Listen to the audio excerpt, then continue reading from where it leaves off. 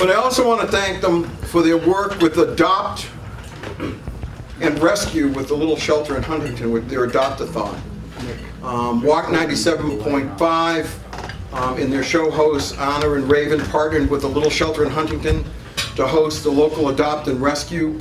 And in the end, between all the adoptions in space, they saved over 100 animals, and I think that's terrific. And is John Daniels? John?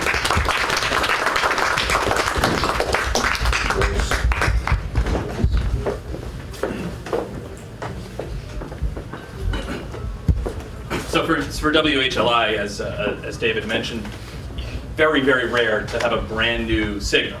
Matter of fact, I've been in radio for 26 years, been in Long Island for the vast majority of it.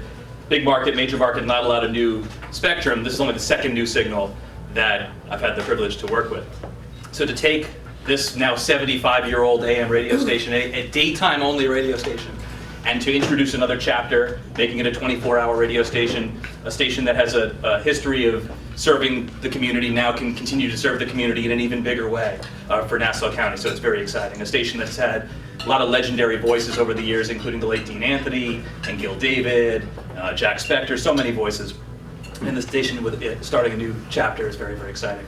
So I want to thank everyone for this award. Thank you, David. Thank you, New York State Broadcasters. Thank you to our corporate office, our CEO, Jeff Warshaw, our COO and market manager, David Bevins. And I also want to thank our engineer, Jesse Sayre, who not only put the radio station, the new signal, on the air, but also we did a launch event where we had media down. We did it at Eisenhower Park.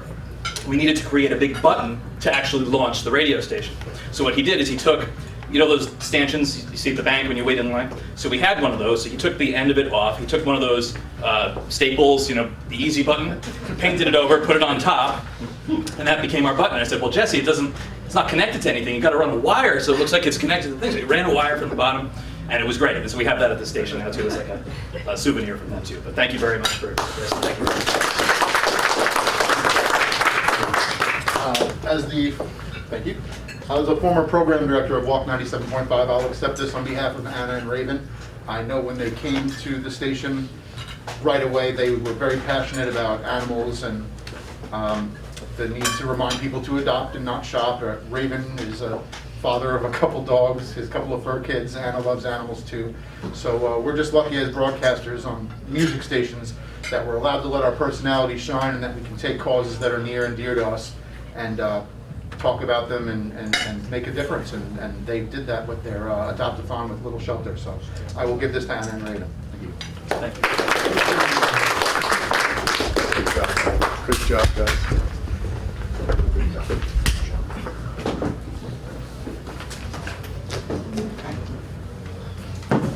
We have someone who works in the city with us. As I said, receiving an outstanding broadcasting award is a terrific honor. The competition for these awards are fierce. And I would like to recognize Bloomberg Radio, WBBR. And we're honored to have with us Mr. Richard Truman for receiving and accepting several awards. First, Outstanding Newscast, the newscast of June 2nd, 2020. Outstanding Feature, Being Black on Wall Street. And Outstanding Election Coverage, WBBR New York, Bloomberg Radio Election Coverage, November 4th through the 7th. Ladies and gentlemen, Mr. Richard Truman.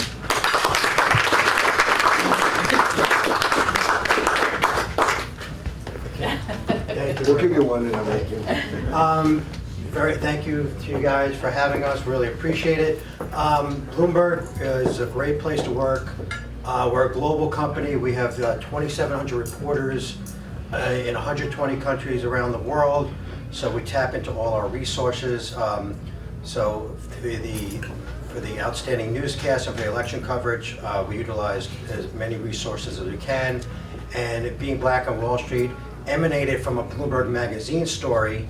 Shanali Basak was the reporter. She was one of like 5 or 6 reporters in the print story, and she converted it into radio. She spent 3 months working on the story, and it was after all the protests and many Wall Street firms. I believe she said there were 80 Wall Street major firms, and there was only one black executive who reached out to Bloomberg. They interviewed several black executives and about the trials and tribulations they had, and she did a great piece, and she spent 3 months working on it. So I'm going to accept the award for her and for everybody else that I work with at Bloomberg, and thank you very much. Appreciate it. Thank you, Richard. And I have been remiss. I want to recognize Dave Feinblatt, who has been a long-serving, I promised I wouldn't let you have to say anything.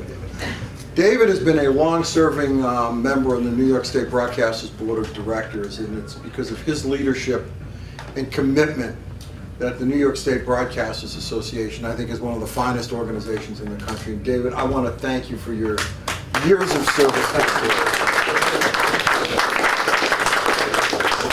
Now, David, I promised you you didn't need to get a bowl, but you've got so many of them. I'm more than happy to give you one more. You said I had to fill 30 minutes. No,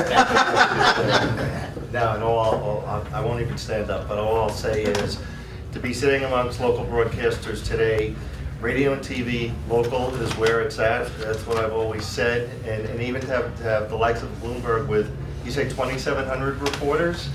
Okay, I don't know if there are 27 reporters amongst this group, but 2,700 reporters, but to boil it down to a local story, local coverage, that's what it's all about. So whether we're serving our viewers, our listeners, or our advertisers every day, we bring passion to this business, and we bring passion to an industry that we're just trying to keep alive and move it into the next generation. So anybody here who has children, ask them to watch local TV and listen to local radio. That's what we need to do. David, thank you very much. Always appreciate the recognition. And David, this is one of the best guys in the business. He really is. He lives Long Island. He's truly when the government established a broadcast system, David Feinblatt was one of the guys that they were thinking about. David, great job. Thank you, David. Most appreciated. You know, we lived through COVID, and those of us who have family and friends that are in the healthcare business know the sacrifices that they made. These folks are on the front lines. Many of them on the front lines, candidly, got sick and passed away. I'd like to recognize WLNG Long Island for their work in honoring frontline hospital workers. Each evening at 7 p.m., listeners would ask to open their doors, and you'd play a thank you song, and it's just absolutely terrific. And I'd like to recognize Mr. Bill Evans.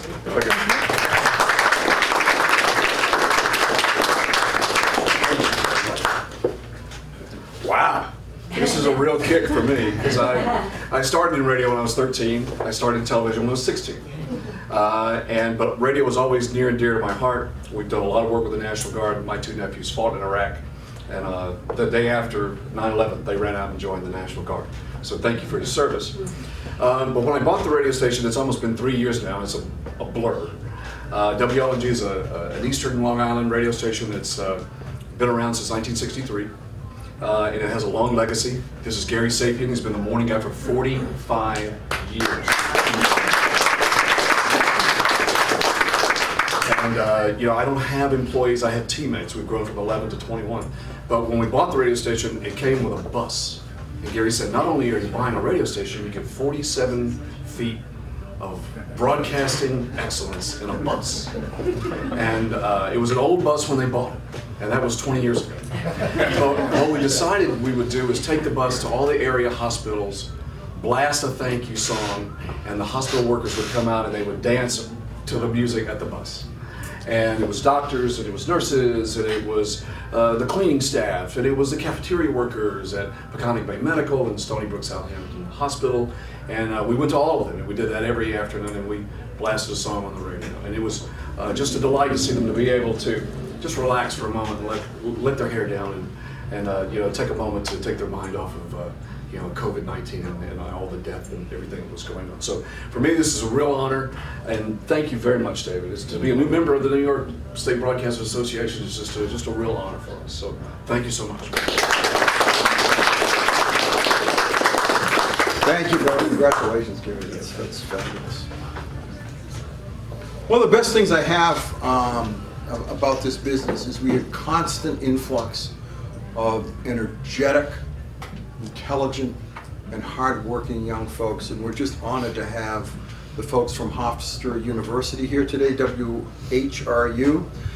Mr. John Mullen, who's organizes the media, and would like to recognize them again. This is a statewide competition, and would like to recognize Hofstra University for outstanding election coverage.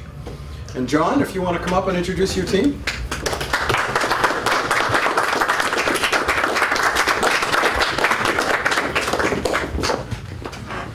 Well, thank you so much for this award. Thanks for having us here today. Hofstra Live was truly a group effort between our school newspaper, The Chronicle, our radio station, WRHU, and the Heat Network. It was an incredible experience working together. As a staff of over 200 people worked on Hofstra Live, and it took months in the making. Between COVID protocols being followed, we all had to adapt to challenges, and you have a group of students, over 200 with the same passion for television, radio, journalism, and media. Nothing can stop us, not even a pandemic. So it's such an honor to be here today and to receive this award on behalf of the School of Communication. Thank you.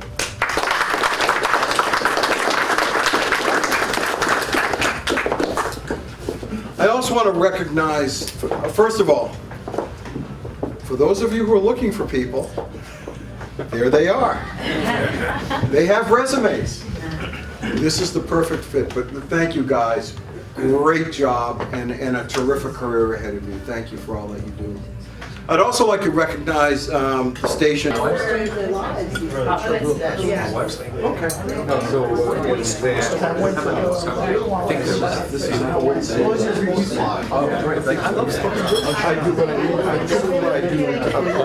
Ryerson Street. It's the classical Brooklyn, Manhattan, all merged together. It's my boiler. Thank you so much. Appreciate it. Thank you so much. And then when they calm down, when your body goes back to baseline, you come back. This has been a very nice relationship. We really, Ali gets to do all the hard part with raising the puppy for us, and eventually they look like this guy here, Yosemite, who's just about ready to be trained. It takes about 2 years. So thank you all for all that you do for public service and all the organizations, and thank you for your service too.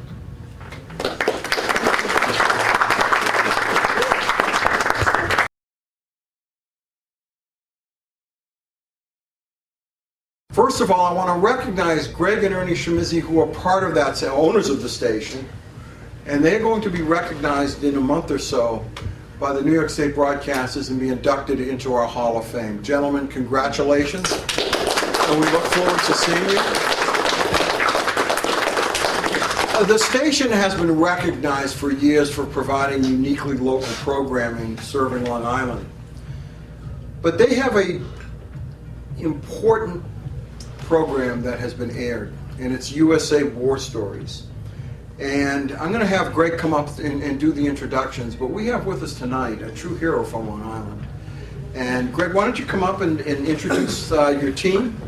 And I want to welcome in advance Mr. Martin Sylvester, the United Army veteran from 1943 to 45, who has one of the most amazing stories that I think people ever read. Only my legs wide. Yeah. This fella here, Martin Sylvester, young fella, he's 96, young 96, but he is he represents the very best of what we're about, and he's a POW in Germany. He's also Jewish, which is not such a good thing to be in Germany. Thank you for being here, Martin. But I want to introduce the guys that Nat Hindra and Nick Kraus. Both of you guys come up here, please. These guys produce a soldier stories, and I'll have them talk about it because it's an amazing thing, and it's a Long Island-based thing. Gentlemen, right over here, please. Well, first off, the project really started because of people like Martin. USA Warrior Stories We have a website. We bring our program all over the world through that. But Greg and Ernie and Hamptons Television have been kind enough to broadcast a lot of our specials over the years during Veterans Day, Memorial Day, things like that. And we were so honored to be able to tell these stories and so honored to know Martin. I mean, Martin was our first veteran that we interviewed for this project. We show up at his house. We didn't know what was going on with, he wasn't answering the door. We got concerned about him. With his age, we didn't know what was going on. We show up, he told us the most amazing story, and then we took him in his other room, his office, so we could see his medals and photographed them on the wall. And Nick said to Martin, "Do you have anything else to tell us?" And he said, "Did I tell you about the time I was put in front of a firing squad?" And he left that part out of his story. And Nick and I realized we would never turn the cameras off anytime we went to interview anyone ever again. Since Martin, we've recorded over 100 stories, both here in Long Island and in Florida. The bulk of our stories are World War II and Vietnam veterans, even though we have quite a few stories from Iraq, Afghanistan, and a few National Guard stories. We would love to tell your stories. And we really appreciate this honor. It's a great honor for us, and we appreciate Greg and Ernie for presenting this story to the public out here on Long Island and presenting it to you so you could take a look at it and honor us. Nick? What he said, I just, it's a big honor, and starting with Martin, and it's been a great journey, and getting to know the folks we've met. I never served, Matt never served, and so to be surrounded by so many people that have, and to be able to bring more recognition to what they've been through has been a great experience, particularly during COVID, to have something like this where it can be done remotely and people can share stories and not feel isolated. It's been a terrific journey to be on, and thank you. Thank you. Just give them the website that they could see. Oh, right. It's usawarriorstories.org. And if anybody, I have cards if anyone's interested in seeing our stories. It's well worthwhile, and let kids look at it because it's living history. Living history, yeah. And you can find Martin on there. It's very easy. Martin, say a few words. Martin? How was your lunch, Martin? It was good? Lunch was excellent, and I want to say that I am honored to be with these guys who have jobs and they have families, and they're spending so much time to help veterans.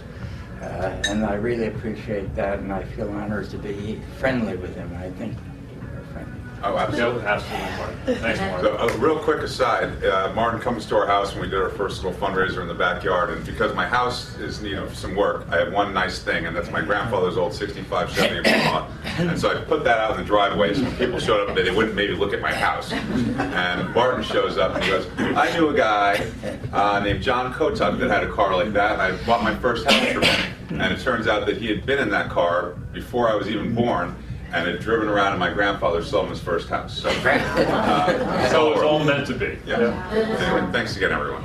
And maybe it's a good time to tell you about why I was in front of a firing squad. Okay.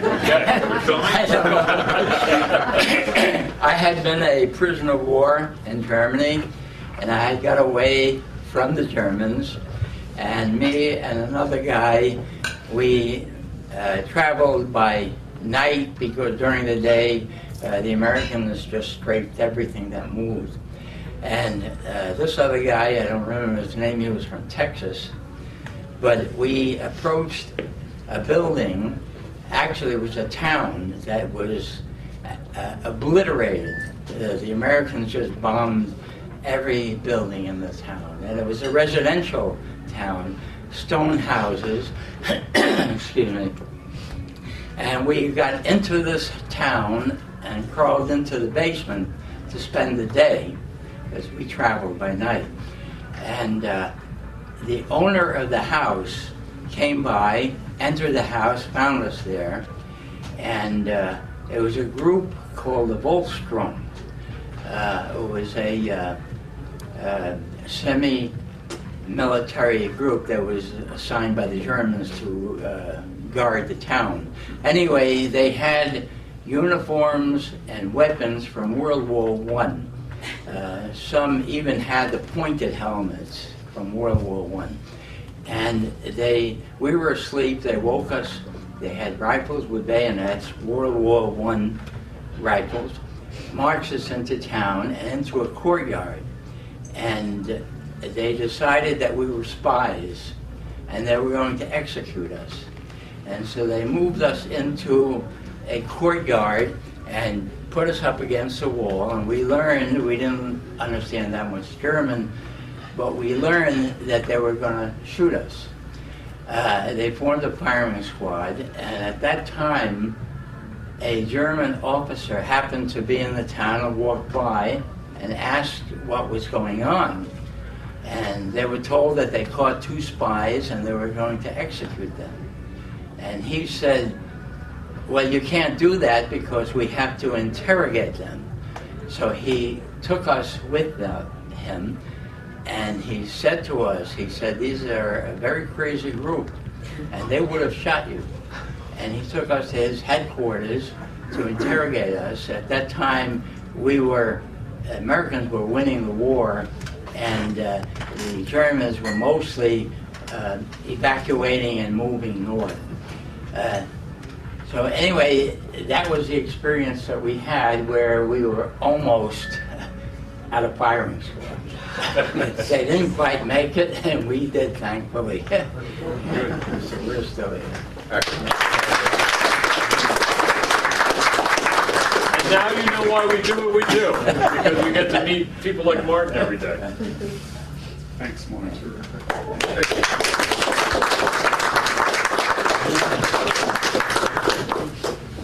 Thank you. You know, that is truly, and Martin, thank you. Thank you for your service, sir. Thank you for our freedom. Thank you. And true to form of the greatest generation, Martin really didn't even tell you all the awards that he won, but it is amazing. He landed at Utah Beach on June 7th, which is D+1, fought in the Battle of the Hurricane Forest, the Battle of the Bulge, served in the U.S. Army Company G, the 12th Regiment, 4th Infantry Division, Brooklyn resident, was a prisoner of war and has been awarded the Purple Heart, the Bronze Star, Distinguished Service Medal, and the French Legion of Honor. Sir, thank you so much.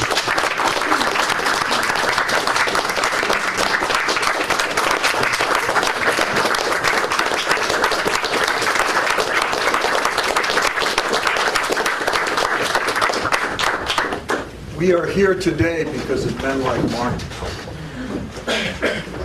It appears that right now I'm keeping you from dessert. So we'll conclude after dessert, but for right now I just want to thank every single one of you who are here today. We serve an important role in this society, particularly as it becomes more isolated and we move into various camps. But I think, candidly, men like Martin can teach us all a lesson that we really do need to come together as a nation, as a community, because history doesn't end, it keeps going. And for his work and his services, he deserves from us the ability to work together and be unified.